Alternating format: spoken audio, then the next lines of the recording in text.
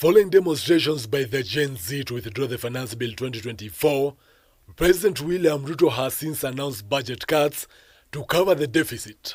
After extensive consultations, struck a middle ground, and we will be proposing to the National Assembly a budget cut of not the entire 346, but a budget cut of 177 billion, and borrowing the difference. However, Ruto's words have not been reflected in the Supplementary Budget 1 of the current fiscal year, as the government will only cut by 156.39 billion Kenya shillings. This, however, constitutes of 122.35 billion slashed from the development budget, while the recurrent has only been slashed by 34 billion. Counties are, however, on the brink of losing up to 20.6 billion, as the equitable share could drop down to 379.5 billion, an amount lesser than the 385 billion they were located in the last financial year. When we introduced devolution, the intention of the drafters of the 2010 Constitution wanted to devolve services. But then we have seen time and time again that we actually devolved corruption instead. The Budget Committee of the National Assembly is set to begin reviewing the budget cuts by engaging the public, chairs of respective parliamentary committees, ahead of submission of a report on 24th this month, a day after Parliament resumes its sittings.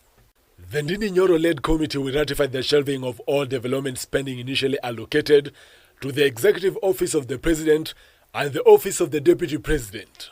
The vote assigned to the Office of the First Lady has been shelved, with the initial allocation of 696 million being expunged from the 2024-2025 expenditure.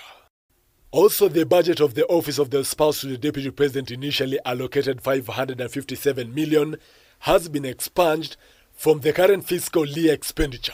The total budget for the President, which includes the Office of the President, Deputy President, Prime CS, and State House, will now be 11.3 billion, after 9.35 billion slash equivalent to 45.6%. They are Prime CS. And you know, some things are issues of facts. That yes, it is true, that office is not provided for under the Constitution of Kenya 2010, which I have here.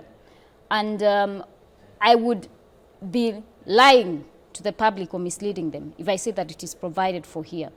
And what I would urge the President, because he has shown that he's listening to the Kenyan people, so let us have a conversation, a genuine conversation, on why we still have some of these offices in place, despite the fact that they are not anchored in the Constitution. In sectoral allocations that are likely to elicit reactions, the education budget, including TSC, will be slashed by 36.03 billion to be 623.12 billion, equivalent to 5.47%.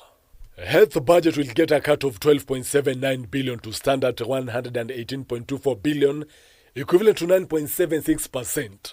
And even as much as, yes, we're having budget cuts, yes, we understand that whatever resources we have now may not be, enough for everything, and there have to be budget cuts in certain areas. But I don't think healthcare should be a sector that we should even play with. We should be looking at seeing how do we improve on education and healthcare. Agriculture budget will suffer 7.71 billion cut, which is 11.63 to receive an allocation of 68.84 billion. The energy, petroleum and mining budget is set for a 19.69 billion cut, getting an allocation of 82.93 billion. The entire development budget for internal security and national administration has also been shelved, even as the roads, transport, shipping and maritime sector is earmarked for an 18.43 billion cut. The defense and internal security will also get a 4.16% cut to receive 200.28 billion in the current financial year. The government could, however, be forced to borrow more if the above-mentioned figures will not be affected, as they are plunging the country further into the crisis. Joel Chacha, K24 TV, Nairobi.